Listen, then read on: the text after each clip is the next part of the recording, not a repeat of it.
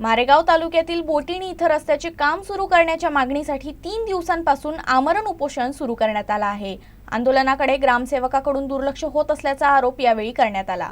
राळेगाव तालुक्यातील बोटोणी गावातील रस्त्याचे काम प्रलंबित राहिल्यानं नागरिकांचा संताप शिगेला पोहोचला आहे। याच पार्श्वभूमीवर मारेगाव पंचायत समिती समोर मागील 3 दिवसांपासून आमरण उपोषण सुरू आहे। उपोषणकर्ता भास्कर सीडाम यांचा आरोप आहे की रस्ता बांधकामासाठी आवश्यक असलेले अतिक्रमण काढण्याबाबत ग्रामसेवक विजय उईके यांनी कोणतीही नोटीस दिली नाही। उलट अतिक्रमणधारकांची पाठराखण करून काम लांबणीवर टाकलं आहे। ग्रामसेवकाच्या या दुर्लक्षामुळे रस्त्याचे काम आजही सुरू झालेले नाही। दरम्यान गटविकास अधिकारी स्वतः उपोषण मंडपाला भेट देत भास्कर सीडाम यांना उपोषण मागे घेण्याची विनंती केली। मात्र उपोषणकर्त्यांनी स्पष्ट भूमिका घेत आधी रस्ता सुरू करा मगच उपोषण सोडू अशी ठाम मागणी केली आहे।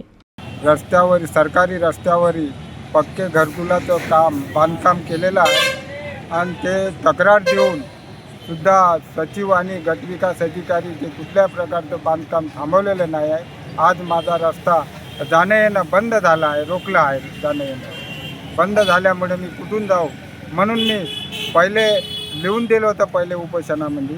त्यानंतर मी 90 दिवसाचा कालावधी घेतला। 90 दिवस लोटूनही सुद्धा रस्ता बनला नाही। आज 12 महिने होत आहे म्हणून मी रस्ता न झाल्यामुळे आणखी डबल उपोषणाला बदलो माझ्या रस्त्याची मागणीसाठी।